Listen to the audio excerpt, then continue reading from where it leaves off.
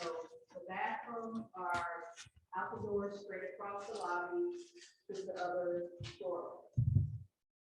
And you run to the snacks over there. Make sure you signed in and you have one of the little survey sheets that you can turn in at the end of tonight's program.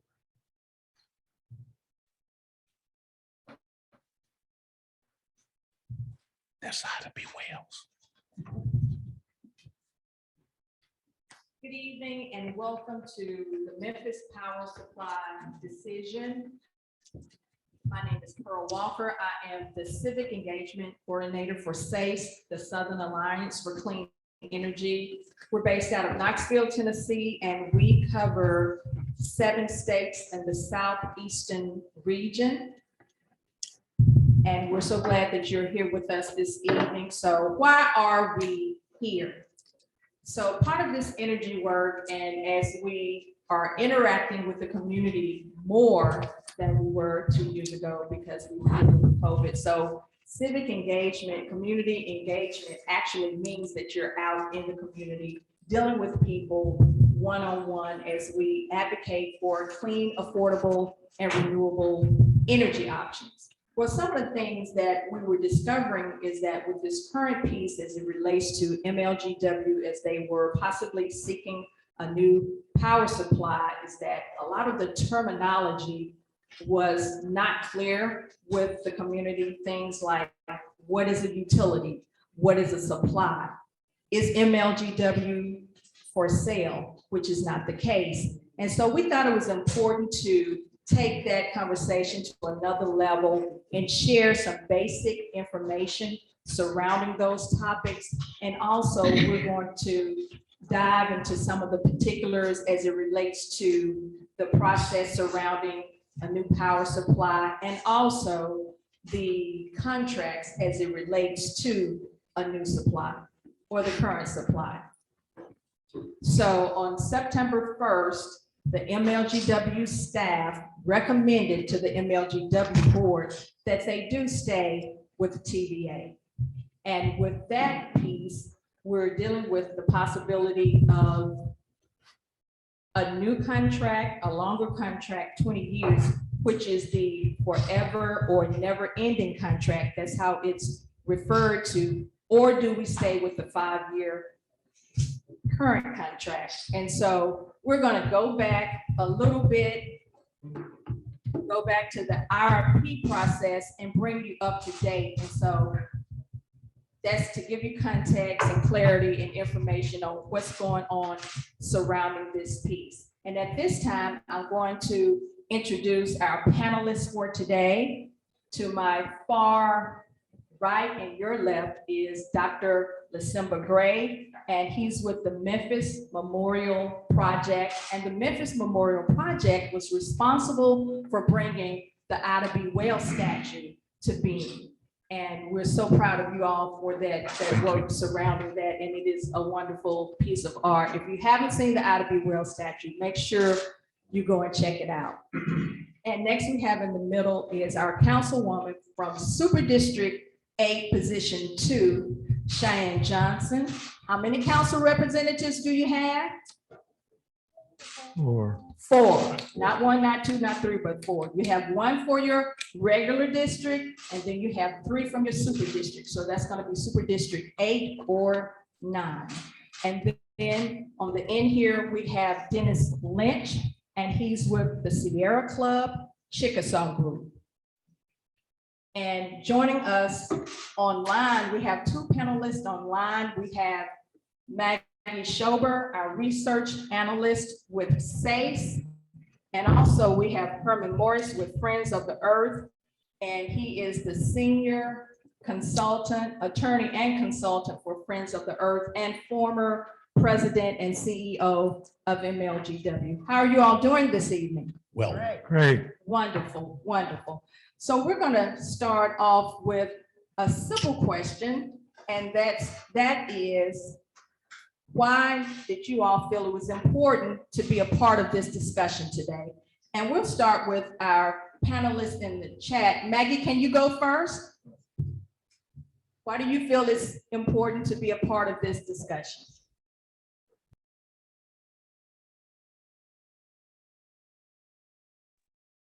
All right, can you guys hear me okay?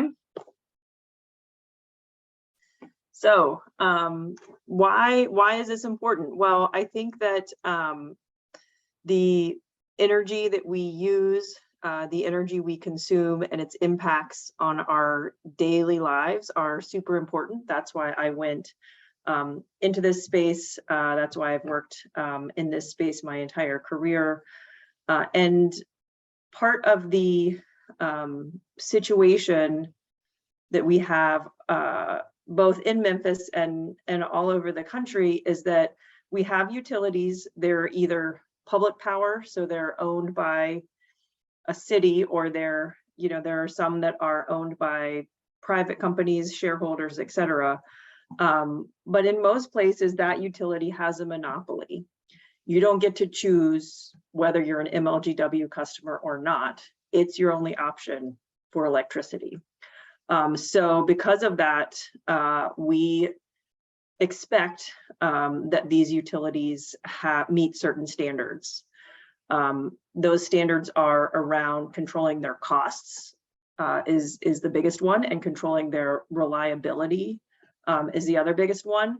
But another piece of that puzzle is that there is transparency, and that the customers do have a way to have their voices heard with what the utility is doing and how the electricity needs are met. I mean, if you are if you're shopping at your grocery store and you get a choice of a couple of different brands of milk, and one is better than the other, you can make a choice. But we can't do that same thing for electric utilities. So it's imperative that they have processes that we can engage in as their customers. I mean, that is understanding that the energy system is very complex. So it's also the responsibility of the utilities to educate folks on what is happening in the system. And I won't go on too long, but when MLGW started this process of looking at alternatives other than TVA, MLGW has been a full requirements customer of TVA for a long time. So that means that there's a contract between MLGW and TVA, and MLGW purchases all of the electricity through TVA. And MLGW was able to look at other options. They started along that route and they had public engagement through the Power Supply Advisory Team, I believe was the name of it, PSAT. And Dennis was on that as well. I was on it when one of my colleagues was not able to be on it anymore. So I served for a short while on that. And it was a really good process aimed at both the education piece and the getting feedback piece to look at whether it made sense for MLGW to ask various companies to submit proposals to supply them with power. And that would be, MLGW would be able to craft a portfolio and give notice and end its contract with TVA. Throughout that process, it culminated sort of in this presentation that Pearl mentioned on September 1st, where MLGW got all the responses from these various companies, as well as a new contract from TVA, and they have put forward a recommendation to sign this forever contract with TVA. And that is where sometime this summer, earlier this year, is where we really feel the transparency in the process did a complete 180. And the process was not transparent. And we're still asking questions of MLGW and their consultant to try and figure out how they came to this conclusion, because it doesn't make sense to us. It doesn't make sense that MLGW would want to sign this forever contract with TVA at this point in time. So I hope that throughout this evening, I am able to break down any questions folks have about the electricity sector, electric utilities. I know we use a lot of jargon, and I will try to steer clear of that. But we at SACE want to be a resource for anybody in the community that wants to learn more about, what happens in the electricity sector and how to look at this from an unbiased standpoint and see, what really is the best option. So I'm really excited for the whole group of panelists that we have here tonight, and I look forward to any questions. Thank you. Okay, thank you, Maggie. And next we'll hear from Herman Morris. Can you answer the question, why did you feel it was important to be a part of this discussion this evening?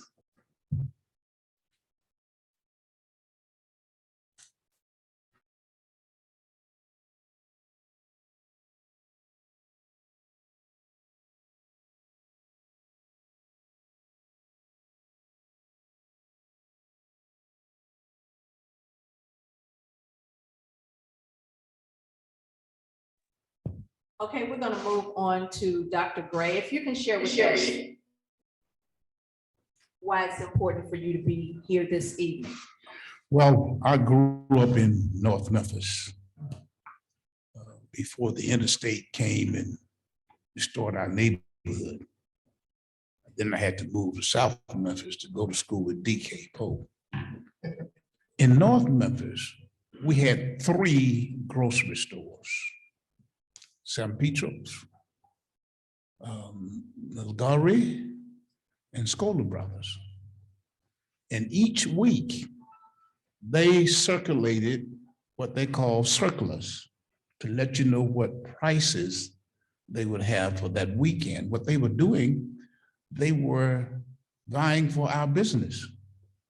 If you had closed San Petro's and Milgari's, Scholars would have had a monopoly on the food prices for that neighborhood. But all 3 of them operated so we could shop where we want to go. It's important for us to be here tonight because for too long, we haven't had any options where there's no competition. The one holding the contract decides the rates and other conditions that concern me. But for too long, we haven't had options. And I think this is one of the opportunities for the citizens, everyday working citizens who can't go to city council, who can't go to the MLGW board meeting, but to come and voice our concerns. And that is that we want the very best for the citizens of Memphis and Shelby County. Okay, thank you. And next, Councilman Johnson. Thank you. I'm here because first, I'm a concerned citizen, but then second, I serve on the Memphis City Council. And I consider utilities a basic need, just like we make sure we have the best sanitation services here in the city, just like we have the best education. Why should we not have the best utilities available? That is a basic need. It should not come at a cost that the average person cannot afford. And it should not be a choice between utilities and paying your medical bills or paying a house note. It has to come to a point where everybody realizes it's a basic need and we need to make sure everybody can afford it. I could say that Maggie covered a lot of the points why we should be here today. You know, we want to know more about what has taken place in order to go back and share that with our constituents, as well as to learn. So that's why I'm here, because I think it's a basic need. I want to learn more and I want to share what I have learned tonight. And finally, we're going to hear from Dennis. Greetings. Hello, everybody. I'm glad y'all are here to listen and learn.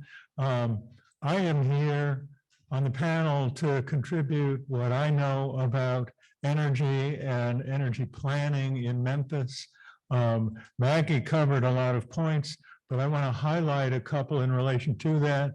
One is that TVA currently generates all the electricity for Memphis and sells it to MLGW, and then MLGW sells it to the customers, individuals and businesses in Memphis and Shelby County.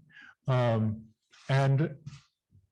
TVA wants Memphis to sign in a long-term, basically perpetual contract. And we need the public to know that that's not a good strategy. Nobody should sign a permanent type contract and be locked in ball and chain to that company and never have any efficient or financially appropriate way of separating from that. I was involved with the MLGW IRP. That was the first planning phase. There was a group called the, what was it called? PSAT, the Power Supply Advisory Team, and there was a lot of public input on that. And the consultants came up with some proposals which would have meant leaving TVA and buying energy from some companies in Arkansas and also some local installations in Shelby County. But City Council said, rightfully so, we want good price estimates from the people that are actually going to sell the product to us and not these hypothetical costs that the consultant used in the IRP. So MLGW decided, yes, we will in fact have another phase in this project, and we'll ask companies to make submissions of what they would sell energy to Memphis for, to MLGW, whether it be solar energy, whether it be wind energy from Oklahoma, whether it be burning natural gas in a power plant like the Allen plant in Southwest Memphis, all those possibilities, and companies had a chance to offer up their proposals. And unfortunately, after all of that work, the consultant said, it doesn't look like you'll save any money. There's some that dispute that, and I don't think we've had a chance to look at the analysis thoroughly enough and enough detail, but still MLGW management is saying we should stay with TVA and in fact sign their 20-year never-ending perpetual contract that locks you in with the ball and chain. I don't think we want MLGW to do that, and I think we need to tell them that. I have many more things to say, but I'm going to quit, and I know there's many more questions for us to answer, so thank you. Thank you. So we're going to go back to the stream. Herman, are you there?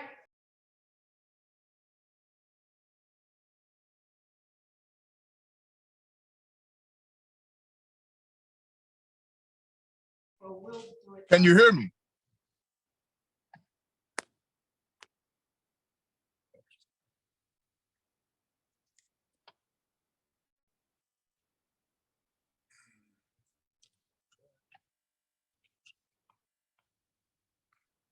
We got you, Herman. Can you hear me? Yep, we can hear you. Okay, I'm going to be brief. I apologize for the technology glitch, but as I said earlier, when you couldn't hear me, I've got some family commitments tonight associated with a wedding taking place in my family this weekend, and I'm not available to be there personally, but electronically, I'm going to tell you what I think and why I'm here and making this effort to be here with you tonight. The first thing I want to say is the proposal that the consultant that MLGW hired, GDS, and recommended GDS to enter into a long-term contract with TVA with a longer-term termination provision is a bad deal. It is, in fact, the only deal that I could see that's worse than the deal we have now. The deal we have now, we have a 5-year out, 5-year notice, and we can terminate. The deal they're suggesting, we'd have to wait 2 decades after giving notice before we could leave. So keep that in mind. In addition to the contract being an evergreen, perpetually renewed contract so that it's always 20 years, whatever year you look at it, you've got 20 years to go. 20 years notice plus 20 years on the contract, that's 40 years. Why would we want to leave TVA? In the late 1990s, early 2000s, MLGW commissioned a study of the relationship with TVA. The basic question was, what are we getting for our bucks? And what the study said was, well, you're getting electricity, but you're paying about twice as much. And this is in 2000. You're paying about twice as much for that electricity as you would have to pay if you bought it from some other source that's available, some other source available than TVA. We looked at that, we promoted it. Unfortunately, we didn't get traction, and some of our staff left and we weren't able to fully pursue it, although we made some progress, and that study is still there. Well, fast forward to just a couple of years ago when Friends of the Earth came to town and they said, guess what? We've commissioned a study and it says that you're paying about twice as much for electricity as you would if you bought electricity from someone else other than TVA. And others weighed in with similar expert consultants and industry experts saying the same thing. It was like a chorus of voices saying, you can do better than TVA. And why is that important? If you're in a community like ours, where you're ground zero for the energy burden, that means we pay more as a percentage of our monthly income for utility electricity than anywhere else in the country. And if you're in a community where roughly 30%, almost 30% live at or below the poverty line, you're making a horrible decision to stay with a provider that's charging you almost twice as much for the commodity electricity than you have to pay. We need a break. We need a break from TVA so that we can get cheaper power. And oh, by the way, it's not nuclear power, it's not coal generated power, and a lot of it's not even gas generated power. It's clean, green, economical, and cheaper electricity. And we can get it from another source if we pull the plug with TVA. That's what Friends of the Earth believes. That's what our research and intelligence has told us. That's what we need to do to make for better lives in our community for those who are at or below the poverty line and those who are not. All of us could stand a break on our utility bill. All of us could stand to pay half as much today as we're paying so that we can enjoy the benefits of our hard work instead of sending it all to TVA. Amen. Thank you. So is your time up? Is your time I'm gonna have to bail on you. I want to say this. You're gonna get a lot of questions, and some of them are gonna be tough questions. And I'm gonna have to bail out because I've got other commitments tonight, but there'll be other nights. But let me say this.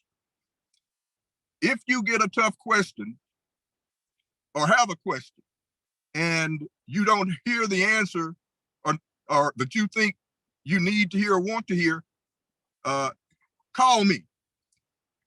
If you ask the question and I'm not there, it's not because I don't have the answer. It's just because I'm not there. But I'm available. I'm working as part of the TVA drop team or the drop TVA team and Friends of the Earth to do better by Memphis, by doing better for Memphis, by buying electricity from someone who's not going to gouge us on the price like TVA has for these years. Thank you, and I'm going to sign off. Thank you. Okay, so we're going to go back. Our panelists are very enthusiastic and full of information, and we got ahead of ourselves with a couple of things. But I do want to go back to the IRP. So IRP, that's request, RFP, request for proposals. And so that's what Maggie and Herman and Dennis were referring to. And so that's proposals, that's also meaning bids. And so MLGW, they had this PSAT team that he made reference to, and they met over a period of time. Was it about 18 months? And to gather information, this was the IRP, and the information from the IRP was used to create the RFP, request for proposals. So they gathered the information first, and then after that, they took that information and they created the RFP, request for proposals. So in layman's terms, it was like the bids. And then they released the RFP, and then they accepted proposals. So it was about 27 proposals from about 19 different suppliers. That number might be off. Both of those numbers might be off a little bit. Okay, and so, thank you. And so once they got the proposals back, then they had to be evaluated. And so we're bringing it on up to date. And so MLGW, they have an independent consultant, GDS, as Herman was referring to. So GDS, they evaluated these proposals and they came back with a recommendation. Well, simultaneously, MLGW, they have their consultant, GDS, and then also Mayor Strickland has a consultant, and most recently, the Memphis City Council, they hired a consultant. So going back to the summer, the GDS consultants, after they evaluated all of the bids, proposals, they made a presentation at the Benjamin Hooks Library. Many of us were there, and their findings were that we should stay with TVA. So they shared a lot of great information, but many people felt that the presentation, that their findings were flawed in that they talked about the benefits of staying with TVA, but they didn't discuss the risk, the shortcomings of staying with TVA. And people felt that that presentation should have been more balanced, you know, for and against, plus, minus, the benefits, the shortcomings. And so we're going to take a moment now and we're going to go back to the summer and speak to the GDS presentation. It did highlight a lot of great things about TVA, but it didn't discuss any possible risk of staying with TVA. So I'm going to start with you, Dennis. You were there. What was your assessment, your opinion of the GDS presentation? Well, GDS, in my impression, really skimmed over a lot of the financial elements and asked us to believe the calculations they had done without showing us anything about the assumptions they had made. Obviously, inflation affects the future, and there was no information on inflation assumptions. Also, the cost of solar energy, they provided no estimate of the future cost of solar energy or the future cost of energy generated by burning natural gas. We know that the cost of gas and oil and all of that has gone up tremendously recently, and a lot of people think it will continue going up. GDS gave us no information in that regard as to what assumptions they made, and that type of decision. It's $1 billion a year that Memphis currently spends, MLGW currently spends with TVA, and there's money to be saved, and it needs to be scrutinized in detail, and a consultant that just skims over some of the highlights is not giving you what you want.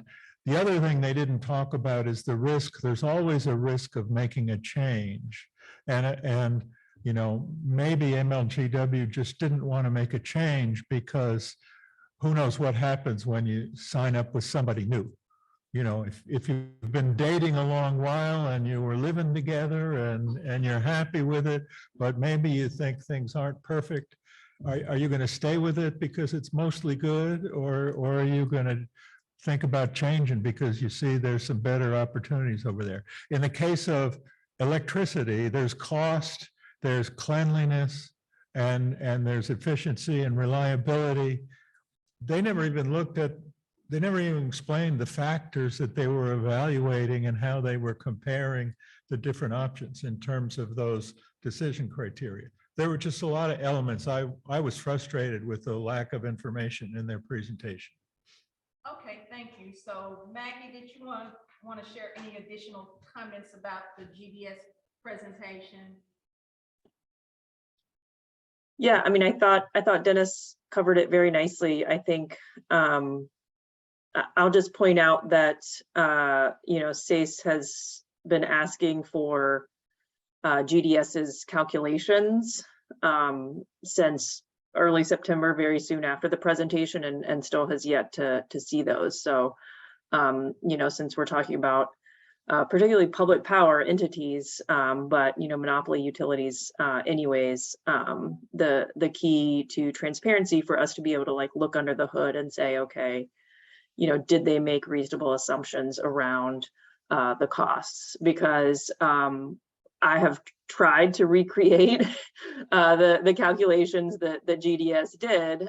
That's, you know, the kind of technical background that I have, and I have not been able to. So from what I see it, they seem to have pretty low values for what they're assuming TVA is going to cost in the future, and higher values of what the alternatives were going to cost into the future. And I think it's important too, you know, when we're thinking about this, there are two different projections we're looking at. I mean, we're not just looking at what would the alternative supply look like, but what is, you know, what is it going to cost to stay with TVA? Just recently, TVA has made an announcement that they're going to, they plan to build at least 20 small modular nuclear reactors, which is a completely unproven technology. So is that something, you know, that we're sending $1 billion of Memphians money towards? They're building 2 new gas plants in Tennessee that also have pipelines associated with them. Is that something that, you know, $1 billion a year in Memphis dollars are going to go towards? So I think these are really important questions to be asking, and I think there are you know, there's a need for transparency and answers from MLGW. Thank you. So once again, in the summer, GDS made a presentation, and many people felt that it wasn't objective enough, and it definitely highlighted the benefits of staying with TVA. So this assessment from the MLGW consultant, this assessment from GDS, it then went to MLGW, and then they evaluated the members of the MLGW staff. And then on September 1st of this year, the representative from GDS, he made a presentation before the MLGW board, and his recommendation was that we stay with TVA. Well, up until then, a large part of the conversation was dealing with TVA and these other supplies in terms of who was the best and about savings if we leave and things surrounding leaving TVA. But once the recommendation was made that we stay with TVA, then the narrative changed, the conversation changed, and it settled into the contract. Should we do the 5-year contract or the never ending contract? Pearl, may I interject something? Sure. The board and the management of MLGW do not have the last word. Correct. And we get into that. Okay. You're absolutely right. Thank you for that. And so people are at different levels of understanding and being exposed to this information. So that's why I'm I got you. walking us through it. Yeah, and I thank you for that. And so once that recommendation was made, then the conversation settled into this contract versus the other contract. Also, where we are now, so the recommendation has been made to stay with TBA, and now we're dealing with these two contracts. So what comes next? So now the MLGW board will vote on this. And that vote is going to take place November 16th. So I want to take a pause for a minute and come to you, Cheyenne. What is the relationship between the MLGW board and the Memphis City Council? Okay. Memphis Light, Gas and Water was started back in the 1913, if I remember correctly. It was first a private company, and they were acquired by the city of Memphis. They purchased it. Then over time, they came up with a charter. And in this charter, it was decided that the mayor of the city of Memphis would appoint the president and the 5 board members. In addition to that, the charter also stated that any financial obligations would also have to come before the Memphis City Council for approval. So basically what the Memphis City Council does is review all contracts that Memphis Light, Gas and Water Board has approved. Then it comes over to the City Council for approval as well. And we're the last word on those contracts. Currently, the limit, the amount that they have to bring to us is anything over 250,000. Anything less than that, they can go forward with. But we approve all final contracts. So in this situation, depending on the decision that the Memphis Light, Gas and Water Board, they would eventually bring that before us, and we would have to make a decision on that. Okay, and then also you all, at some point toward the end of the summer, you obtained your own independent consultant. We did. Let me back up for a minute. We're talking about the transparency of the situation. Now, I've started working with this almost 2 years ago. And every time I go someplace, I learn a little bit more. It's no way look like anybody can learn all they need to learn about this operation overnight. But I'm definitely finding new information to come forward. For instance, they're bringing forth a contract from what I'm hearing through the press and whatever, but I have no idea the other option. I have yet to see the other option. And I'm gonna feel handicapped if I vote for something when I didn't know what my other possible option is.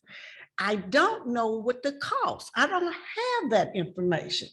So, that's going to create an issue as far as I'm concerned because of the lack of information and transparency. How do I know it's the best? And why will we not be given both sides? And if it's 27, let me see all 27 or summarize them in some way or format for me to be able to make a decision. So when you say 27, you haven't seen Proposed. all 27 bids out. Right, I just know it's 27, right? So that's what I was saying. Once they made the recommendation to take TBA, to stay with TBA, all that just went aside and those conversations ended. Reverend Gray, what do you think about that? Well, I think the conversation should have shifted gears at that point.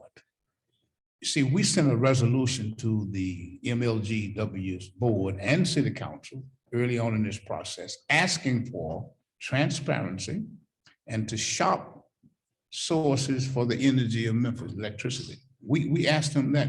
We have not heard from the MLGW board. This is a group of ministers who will end up having to help supplement utility bills and that kind of thing, buy food or to purchase medicines when they can't because they're trying to pay their utility bill. So we know what's going to happen in the next couple of weeks.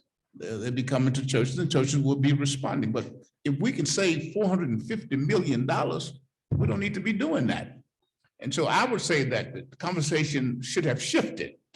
And the MLG and W management should have been made aware that you respond to the city council.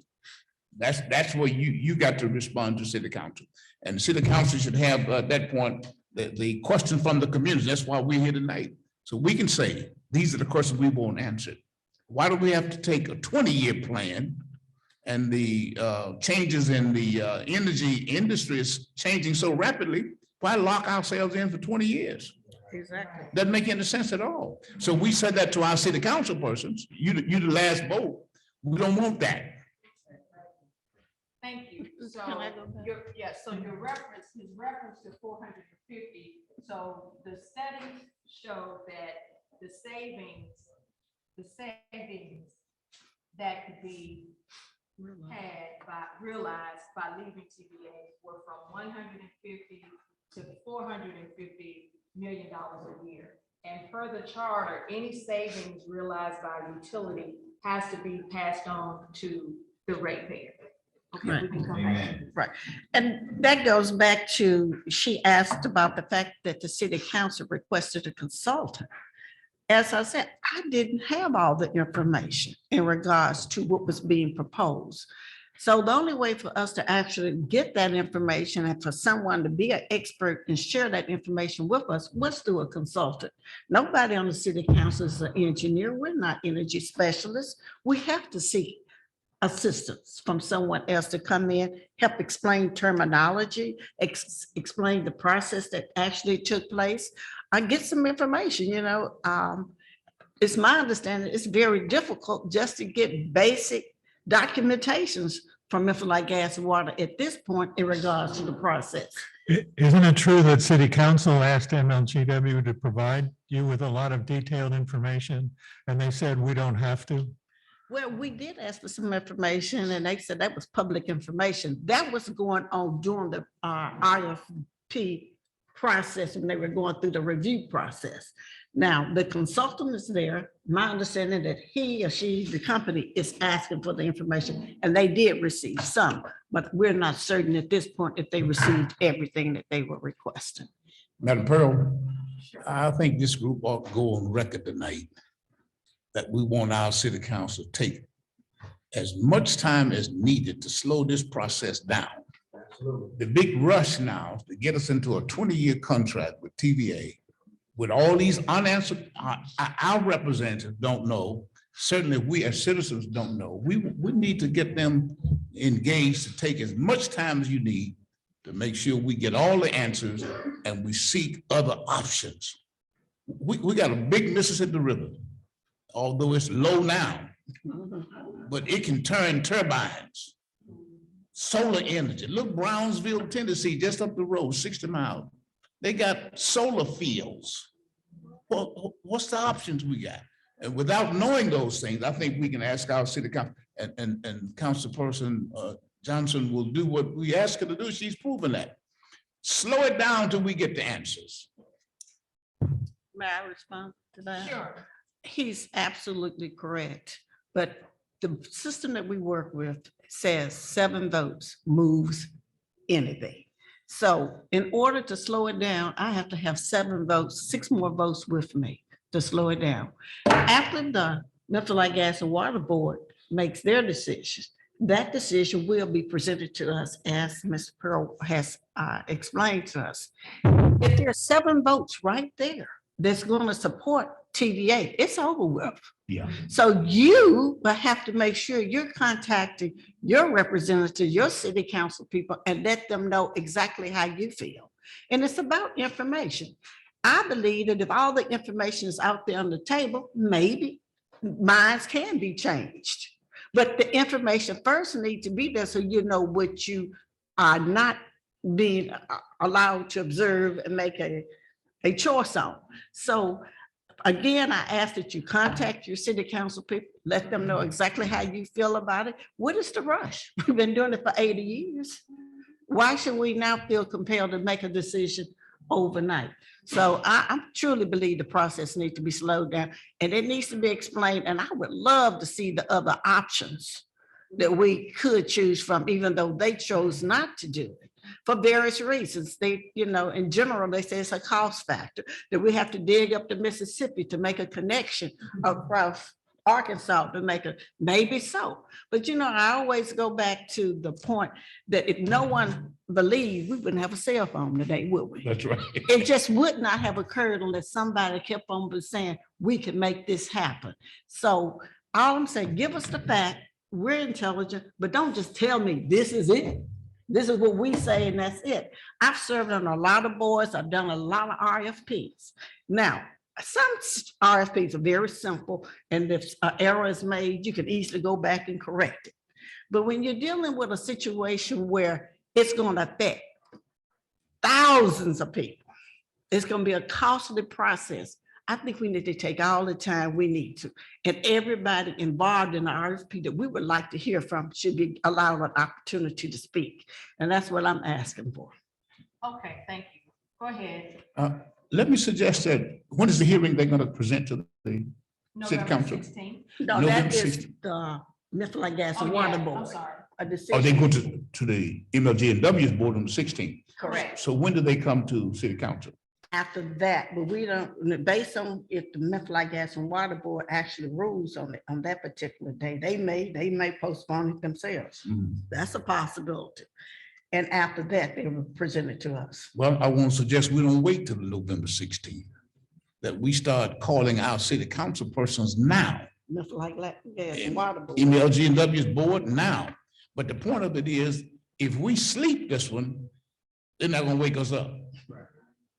We got to wake ourselves up. And so that's how you make changes. And we can start going to these meetings, writing letters, writing petitions, resolutions, and making known on behalf of, I think Herman said 30%. The most promulgated figure is 26% of our people live in poverty. So you got an engine that has no reins on it, and rates gonna go and up and up and up. And we need to put the stop to it. And so I suggest that, I may be out of order, but I'm an No, you're activist. just fine. I just, Everything's open and welcome here. So I see you waiting to speak, and Maggie has had her hand up, and we have questions from the audience. So Maggie, you can be next. Thank you. I didn't want to interrupt. I was agreeing heartily with the conversation that was going, but I think it's also important to consider that a lot of ways this is being presented as two options. We sign this forever contract with TVA, or we leave TVA, and that's just not the situation. There's a third option, which is basically to do nothing and you stay on the current contract and basically have all the options open. And so I think that it's important that when we're talking about this and the way that MLGW has presented it, it really does seem like an A or B when it's really an A, B, or C. And that's really important to consider. But yes, I think that just the first order of business is this vote on November 16th about potentially joining or signing the forever contract. And that is, it's not a great deal, and it's certainly not a good decision to make such a monumental decision when there's so many question marks remaining, from people all around the community that don't have answers to, basic questions about how this recommendation was brought forward. So, thank you.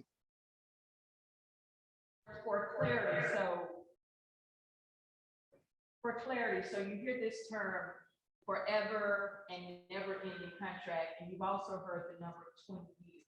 So this 20-year contract is really, this 20-year contract is self-renewing. It's self-renewing. So that's why we're calling it never ending. That's why somebody said we'd be stuck with them like a ball and chain forever. So this is not just about us here in this room. This is about our children and our children's children. So whatever this decision is, it's a done deal if we go with the never ending Some people say forever contract. So I just wanted to make that clarification. I'm gonna come to you, Dennis, and then we're gonna take some questions from the audience. Yes, the existing contract gives Memphis and MLGW flexibility to reconsider in a few years. You know, as the technology evolves, as costs come down for solar energy and wind energy, and also battery storage, as those costs come down and as the efficiencies of operation and all the other details evolve and improve, MLGW and the city of Memphis could say, let's look at this again. And we'll see, you know, actually the cost of solar dropped 90% over the previous 10 years prior to this year. And we all know that inflation has changed economics of everything a lot this year. So, I mean, that's another reason not to make a significant decision right now, because everything's sort of in turmoil. But solar energy costs have come down 90%, and we're continuing to come down 4 or 5% a year. Wind energy has come down 70% in terms of its cost over 10 years, and it's coming down further. The opportunities are there, and the technologies are improving. You know, the 5-year contract gives us flexibility to look at it again in the near future. Okay, so we're gonna go with Dr. Brooks and Barbara, and then we're gonna come back to you, Dr. Gray. I have a special question for you. So just a clarifying question for me, Sure. because I'm slow sometimes. And it would help me.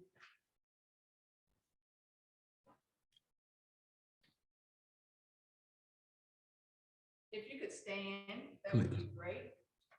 Yes, it would help me, I'm Dr. Brooks, it would help me communicate to my constituents when I understand clearly what the acronyms mean. When I know we assume MLGW because I know it's convenient, but it's what Memphis like gas and water. Memphis like gas, water, and what else? But I want to know, you make reference to BGA. Name them so that we can know who is GBS. GBS. Once again, I'm trying to, so we, as the audience, don't assume what those things are, because there's a lot of conversations and inferences today and then, and it's a lot of moving pieces, right?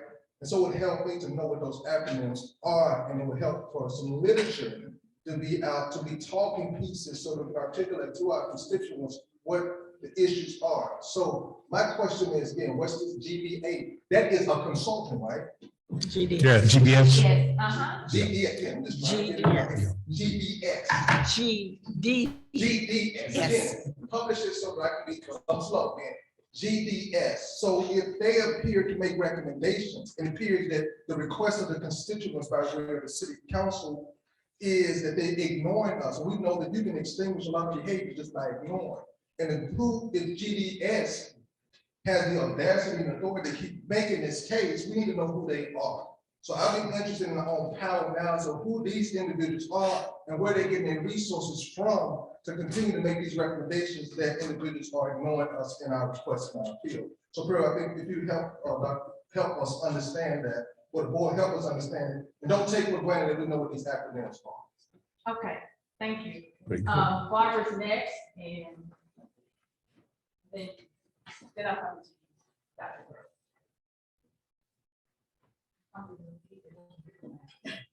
Well, go ahead. Okay, my concern, I'm listening to the conversation and I'm looking around the room and I'm thinking some of these people were talking solar, we're talking this, we're talking that. And I'm saying, okay, we have not told any of us what the cost of transitioning is going to, how that's gonna take place, how it's gonna be paid for, long-term goal, where's the feasibility study on this? I understand that 7 people make decisions for thousands of people, which I think is not fair. But you have 5 years.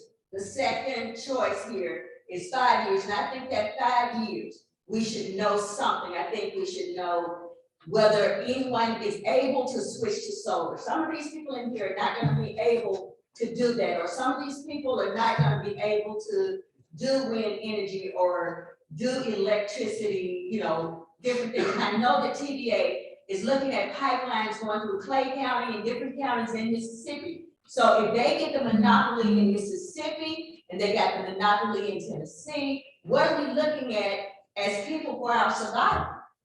These are things we're just looking at, oh, this is this, but we gotta look at a bigger picture here. And that's what I think, because they got gas and pipelines going through all through West Point and through the Tom Dickey waterway. We have a low, the Mississippi River's kind of low where the barges can't do what they're needing to do. And part of the bringing the, different industries here is having the ability to have the water and having the ability to have the electricity. We hadn't thought that far, but I bet TVA and MLGW had thought that far. Thank you. And sir in the back. No. I want to expand on something she just said, okay? And I'm going to go back to what Dr. Griggs started with, options, what Cheyenne started with, affordability. What Mr. Lynch and Maggie talked about as far as alternatives. Right now, TVA is not giving us any alternatives. MLGW really isn't giving us any alternatives. Because as it stands right now, the state doesn't give you any incentives for doing alternatives. Okay, utility doesn't give you any alternatives, any incentives for doing alternatives. I can go right next door to Mississippi. They're doing that metering. I can sell utilities back to TVA, because they're doing it in Mississippi, but they're not giving us an option. And now you're talking about getting into a 20-year contract. If they ain't doing it in 5, they sure as heck ain't gonna give it to us in 20. And I got people that want to go to alternative. If they don't like this option and they want to try it a different way, they got to set up, well, we can't even do that. Okay, we got to play by their rules or no rules. And that's not right. All right. I don't need this microphone unless it's going to be plugged into the, all right. All right. And you know who I'm staring at the intro. First of all, I'm gonna shout out Ms. Barbara over here because she made an excellent point about, going with Project Sunroof. And that's how if your house is viable to go on solar and how much it's gonna cost. My grandmother's house cost like $30,000, the sun beaming all over it. Where it was built, when it was built, there was doctors and lawyers that played group economics. And that is what powers the civil rights movement. And it's basically us doing things for ourselves. Now, let me go over here, Mr. Dennis. Because I understand you over here saying some things that's not even written in the contract. Because first of all, when I went to the Sierra Club in 2019, I think there's a Joe Oaks or whatever. Y'all had some electric cars party at the Sierra Club, and I was to bring my hydrogen forward. That was an infinite thought. Okay. He had a solar panel that was taking advantage of the Obama tax credits for solar that TVA didn't even allow us to take advantage of, by the way. Now, here's the other thing, and I'm going straight to y'all.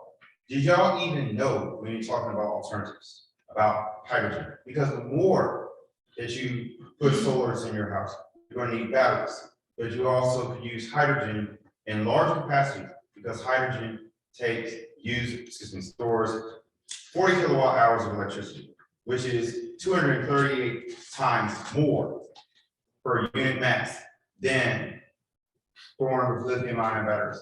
And you can also repurpose propane tanks, pipelines, etc. But I'm concluding that from all this information here, thank you, that TVA is literally prey on our lack of knowledge. And I wish, after having done this hydrogen research for 15 years and being able to drive my 4Runner on hydrogen for 2 years, I wish that I had known what I know about hydrogen, energy storage, transportation back then, so that we could actually take the money that is available, take that billions of dollars that we give TVA or even $500 million that we would be saving for switching to alternatives, investing in alternatives versus just sticking with fossil fuels, being 75% underfunded. And because we are 75% underfunded with renewables, when there are energy crises, the likes of which that we have never seen since 1973. Can I comment on hydrogen? Are you done or keep I'm going? about to wrap this Wrap it up, Tim, wrap it up. Then, when the energy crisis happen, when wars happen, then the fossil fuel based TVA will have MLGW by the balls and chains. Now, you go right ahead, Mr. Dennis. All right, I'll be short as I can. Hydrogen is a real possibility for the future. It's currently too expensive by a factor of 5 or 6. There's an awful lot of research underway in Europe and also in the United States. Also, the US Department of Energy has some programs where they're encouraging small entities, small businesses to develop hydrogen technology. The big thing, hydrogen doesn't exist all by itself in our world. It's combined with other things in methane gas and in water and in other products. There's a lot of money required to convert those items, water or methane, into hydrogen. You can connect to it to solar panels, but there's an efficiency. I've looked at the engineering and financial aspects of this. It is a future possibility, but it's going to be 5 years or more before it gets to the point of possibly being financially reasonable. You know what? And I'm gonna see if my voice can enter that microphone. Best case scenario, we are getting 5 years notice. That's more than enough time. Okay, thank you. Just want someone else to, some other people to have an opportunity because our time is running out. And so there were some references to tax credits and incentives and some things that were missed out during the Obama administration. But if you didn't know it, we do have some new legislation from the Biden administration that came out just a short time ago, and that's the IRA, Inflation Reduction Act. Okay, but there are a lot of savings that can be passed on to us as it relates to energy and efficiency, and we want a utility and a provider to take advantage of those savings for us. But I'm going to pause this conversation, and you all please indulge in me, but I want to go back to Dr. Gray. So last year, we were dealing with the Byhalia pipeline and working to stop the Byhalia pipeline. And so the Byhalia pipeline, AKA All Plains American, they came into the city, they had representatives to give donations to various organizations. And one was the Ida B. Wells organization. They gave them $5,000, and Kevin, you can speak to this as well because he was on that committee. But your organization gave the $5,000 back, and I want you to speak to why did you all give the $5,000 back? Ida B. Wells would have turned over in her grave. We were honoring her and yet disrespecting the basic rights of everyday people. And Dr. Brooks is on that board as well as DK. Yes, Brother DK as well. So it was a principle issue. And I would say to us tonight in this room, when we fight, let's fight along the principle lines. Don't let no personalities get in this, because Big Brother who lives down the street can be wrong if you deal in personality. But what we're talking about is transparency, the best services for citizens of Memphis, and then at least let us know how much you're gouging us. If you're going to keep gouging us for 20 years and we don't have any control. And the thing is, this is our opportunity to speak tonight and then to energize and activate ourselves to go to the powers that be. So we don't want this. and we need to make it known. I understand when they were getting ready to tear down Beale Street Baptist Church, Sweet Willie Wine Yahweh told me that if you do, we'll bring a casket down here, and I will sleep in the casket. That's how committed he was to stopping the foolishness. So what I'm saying to us tonight, we're here, we need to be committed to stopping the foolishness. You're gonna make a 20-year contract without looking at the options? That's foolishness. That's irresponsibility. And disregarding the input from the citizens of Memphis who are gonna pay the tax rates, that's foolishness. So I hope you're committed to stopping the foolishness. Is a principal issue is what I'm saying. All right, thank you for that. Thank you for that. So we have Will and then Brother DK and then you in the back, sir. Go ahead. Hi, my name is Will Richardson. A couple of things. I think what we're saying is spot on as it relates to us putting a pause on making a move so suddenly. Because we know that things do change, time change, innovation comes about. And I agree with Dr. Brooks as well. This is my third meeting attending, and every time we see new faces, so the crowd is growing much larger. And we're all agreeing that the answer is no, and we should pause for a second. But for the masses of people who aren't able to come to these meetings or lack of desire to come to the meetings, what can we do as citizens and as a team, as a united front, to make sure that they have the information? One, the contacts to reach out. We're seeing contact with city council people. We're seeing contact with people on the board of MLGW. But where do we have as a point in place that those people can achieve and receive that information to make those phone calls? I think that what you guys are saying is spot on, is cut and dry, makes total sense. So at this point, we're kind of preaching to the choir. It's just time to start making a move. I think you're right. Okay, thank you for that. So we have a sign-in sheet at the door, and if you get on that list, you will receive information from us on an ongoing basis. Press releases, blogs, updates, if you get on that list. And also, please fill out this survey and turn it in at the conclusion of this evening. So we're going to go to Brother DK now. My concern is very small.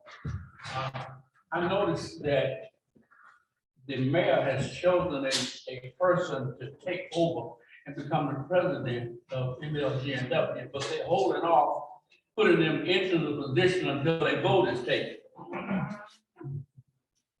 Does anybody know about his leaning one way or political leaning one way or the other? My second concern is that Memphis has a large population of African Americans. And if you look around America, there are many cities that have large African American populations are experiencing dirty water. Not only Jackson, Mississippi, not only Flint, but Memphis could eventually experience the same thing if we get the wrong people in leadership positions. Those are my concerns.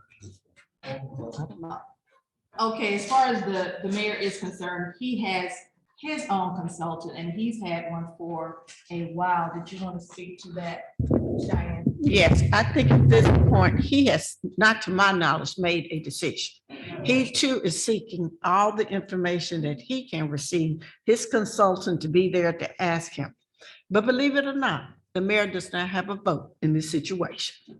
So it's important what he thinks, but it's more important what these 7 council people that you'll be depending on plus thinks in order to get this done. Second of all, it is my understanding too, that one of the applicants for this RFP has appealed the decision. My past experience also tells me that anytime an appeal is in process, the given body should not move forward until all appeals issues have been addressed. That may be another angle to work on, but you constantly just have to stay on top of it, be aware of the steps, and together, I think we at least can get the books open. I just need to know all the information. Who knows, you may go back to TVA for 5 years, but until you actually see your options, I don't think it's fair for the decision to be made. Okay, our panelist online, Maggie, she has to leave. So Maggie, can you give us a closing comment, please? I mean, I think a lot of what's been said is has been great so far. I think that there's, you know, I think this is an ongoing conversation. I mean, there's always more to learn. I'm always learning more. We're all always learning more about, you know, what's going on and what's happening, both in this current setup with MLGW and TVA, as well as, you know, the changing sector as the Inflation Reduction Act is being implemented. There are, you know, tons of tax credits and rebates actually available. You can get money from the federal government to, you know, install a more efficient furnace, and those kinds of things, a better water heater. And so that's just going to change. The way we see it is that that's going to change the electricity sector really from the bottom up as well. So all of these things are moving pieces, and it's important that we come together and have you know, events like this where we can just talk through and hear from each other. And I really appreciate the ability, you know, y'all having me in virtually, and the ability to be a part of this. So thank you so much. That was, once again, that was Maggie Schober, our research analyst at SACE. And sir, you had your hand up. I just want to give a final thought on this, and that's to the people who have a seat at the table with this deal. Okay, it looks already like the prevailing wind is at the back of TVA. That's what it looks like, okay?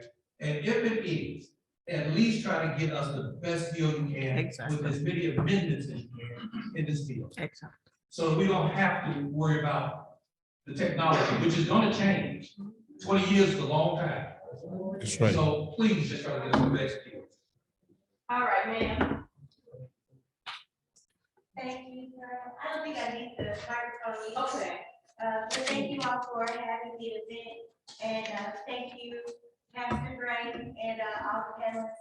Councilwoman, I believe this is for you. Okay. The alternate providers that I've been able to research from commercial appeal articles that I've noticed have been MISO Energy and ACES. Yes. And from the information that I've gathered from people that might work at the city, is that it seemed that it might have been too expensive for those other providers to compete with TVA.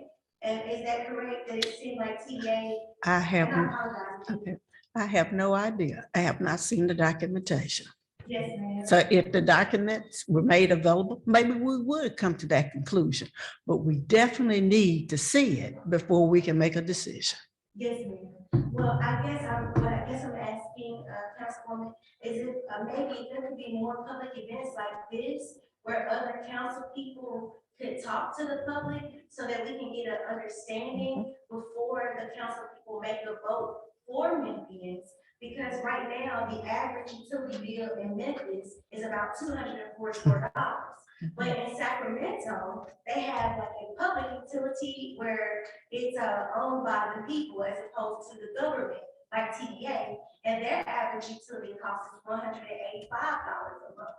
And I think that if there were more meetings like this, that during that 5-year period with TVA as opposed to 20 years, that if the mayor or the city council put together a team like that Memphis 3.0, that during that 5-year period, that Very could be good idea. a utility, a public utility, that we can have a lower cost to our bills. And I really believe that Memphis could come together and be the best if we took the time to do that during that 5-year period. And that's all. Thank you for your comments, and I totally agree with you. Ma'am? Thank you for your comments, and I totally agree with you. We do need to have more meetings because the average person, if you ask them where does their electricity come from, they're gonna say Memphis like gas and water. So I think we just need to continue to spread the word, help each other understand the process, keep them informed that we are paying for our electricity from TVA, and there may be other alternatives rather than TVA. Yes, ma'am. And I don't think people are aware either that President Obama, when he was in office, he tried to sell TVA so that it wouldn't be something that the government had to deal with anymore. And I think if the city of Memphis knew that, they wouldn't be trying to have a long-term government contract. I understand. That's true. Thank you. Thank you. Okay, thank you, sir. I know you had your hand up, and then after you, David, you had a response to her question to Cheyenne, but you had your hand up, sir. You have my hand up. I'm about to meet you all this. But I go back and I think about being a businessman, and understand. If I keep on renting something, I never own it. That's what we do with TVA. We continue to keep on renting something from TVA. And I might be a little wrong out of all this here. Why can't we build our own thing? You know, you give us about $1 billion a year. I can get 25% of that for a long period of time and build my own thing. Come on, this is common logical sense to me. I'm giving this lady $1 billion to stay in my house. I can build my own house. And that's the way it's just simple. $1 billion, that's a lot of money. And you want to do it for another 20 years? I don't know about all this, but it's simple to me. Just keep that in your mind, $1 billion.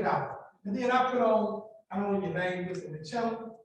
Johnson. It's your job to convince the other city council to get on board. I put that on your back.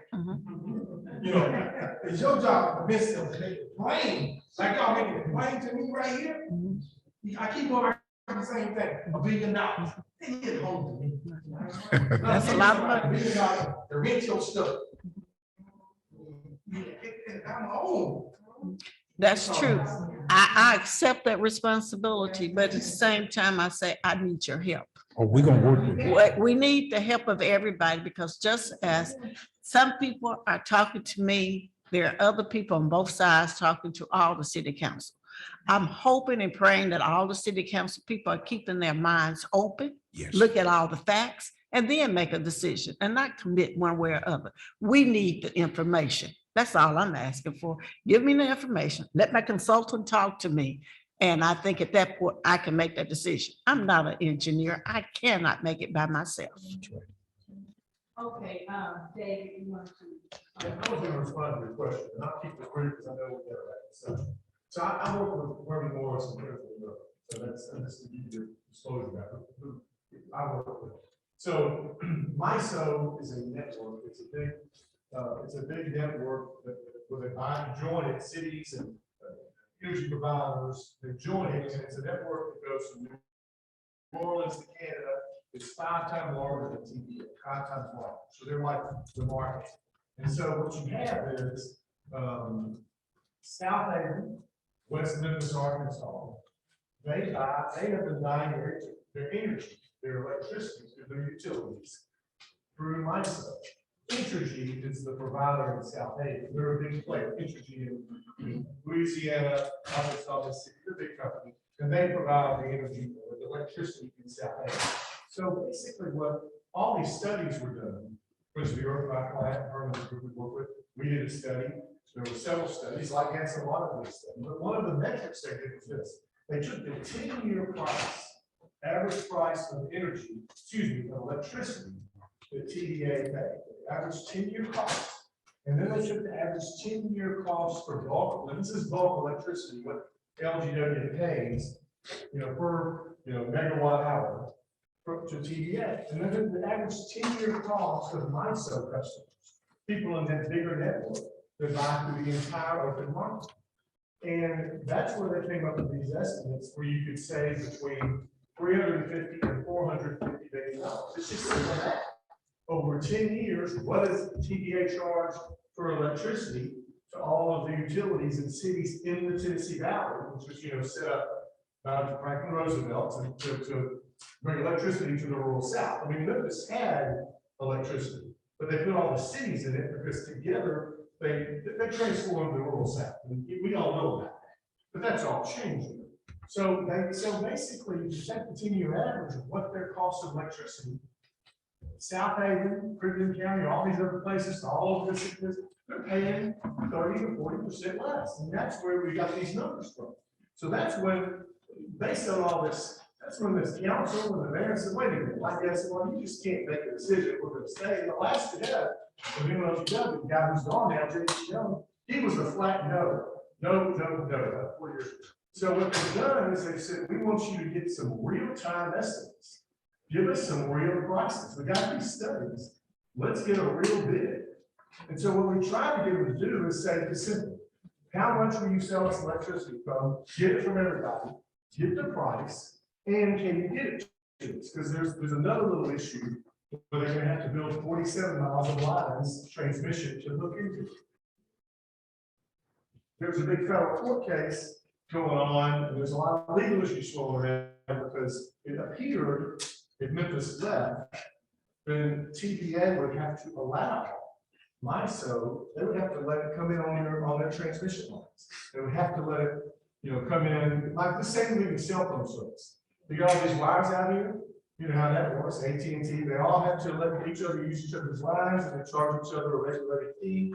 Well, that's how utilities are. Well, about a year ago, I think, the Federal Energy Regulatory Commission said, wait a minute, we can't force TVA to let you sell inside their fence. Okay, so now what's happened? So that was a big deal. That was a big obstacle because it was a whole lot cheaper if we could do that. And that's where it should be. And most of the energy business in America is against that. And our Congressman Cohen has filed a bill to take that fence down. So those things are out there.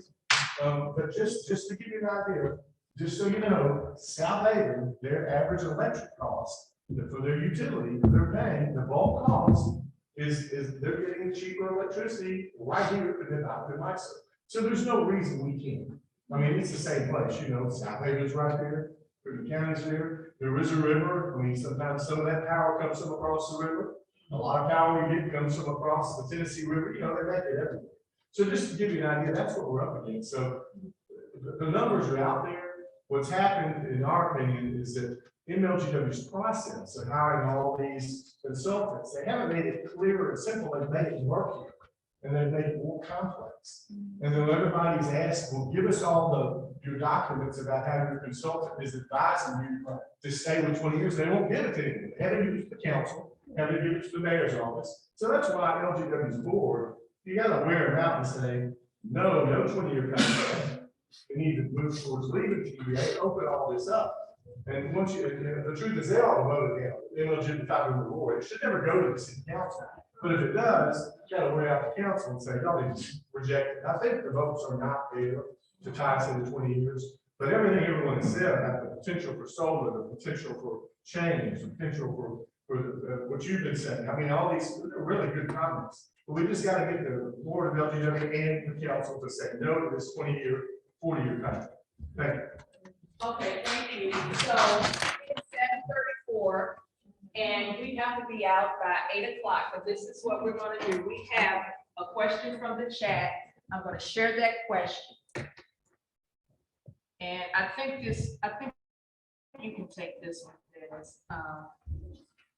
Everyone talks about the other sources, but no one named any, but this lady back here did. So this question probably came into the chat before you made your comments. Are these sources available to provide the quality of power we need? How easy is it to physically disconnect from TVA and the MLGW grid and reconnect another power provider to the MLGW grid? So I think first you want to say who the grid belongs to. Yeah. The very last element of that question, the grid, quote unquote, the grid within the MLGW service area is owned and operated by MLGW with help from TVA, but outside of the MLGW service area, it's mostly owned by TVA, unless you go into Arkansas or into Mississippi, in which case there are a number of companies that are affiliated with MISO MISO is a very curious entity. It's one that most of us wouldn't understand. They're a marketplace and they contract with a lot of different companies in order to buy and sell electricity. Solar companies, wind companies, coal burning power plants, some old coal plants in Arkansas are connected to MISO, all of those things. And then MISO has a computer system and a bunch of people and a process where they buy and sell on a daily basis, on a month basis, on a future basis. If this isn't going to happen in the short term in Memphis because of the financial analysis, but if we were to go with MISO, it would involve a bunch of different contracts. And one benefit of the energy industry is that electricity is fungible. It can move around from one place to another. It doesn't have to just go on one line.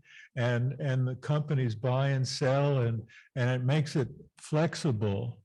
The gentleman from TVA back there knows I'm not 100% accurate on what I'm saying, but the opportunity is there, and the contracts need to be there, and the MISO is like the New York Stock Exchange, except it's an exchange for electricity.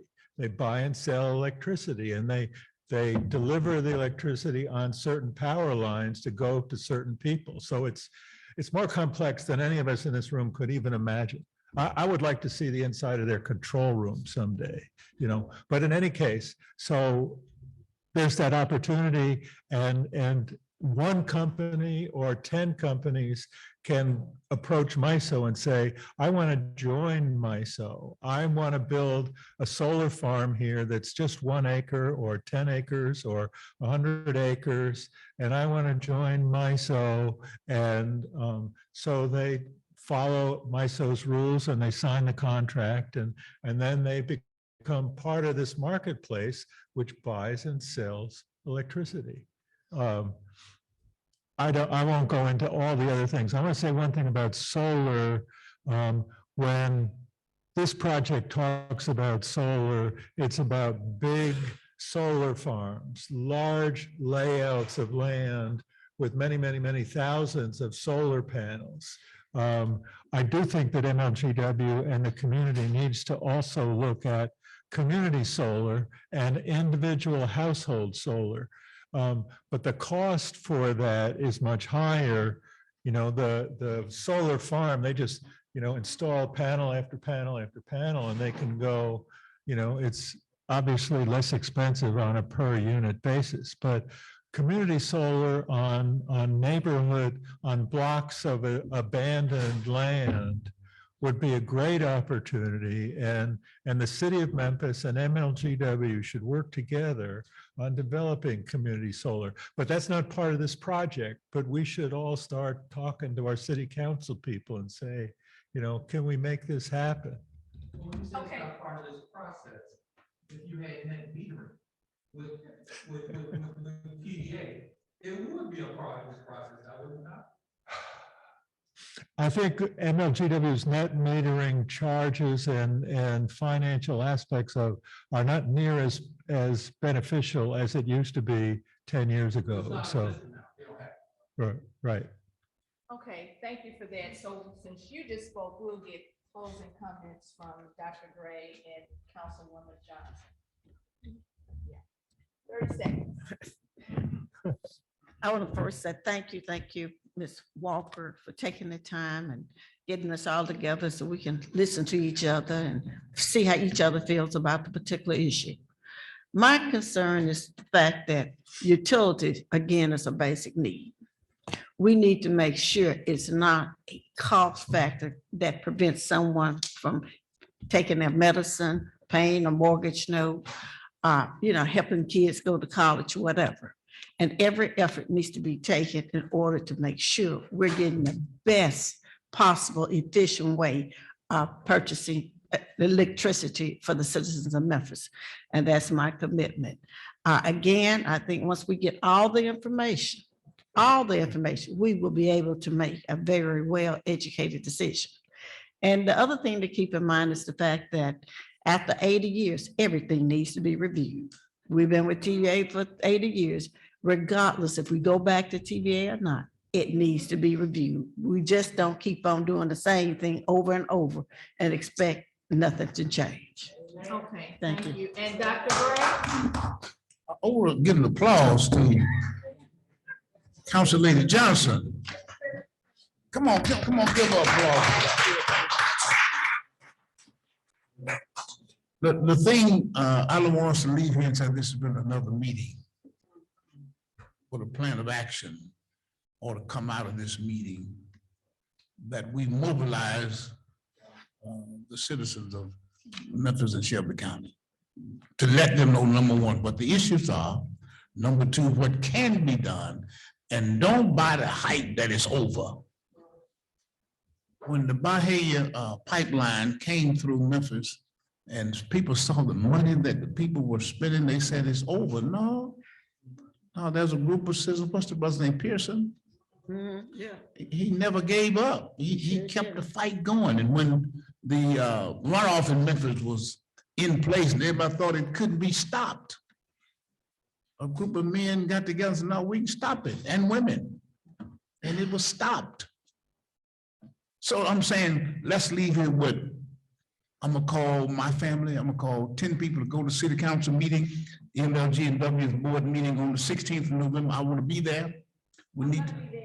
At 8:30 in the morning. We need to be there and use social media to get people there. They need to hear from us.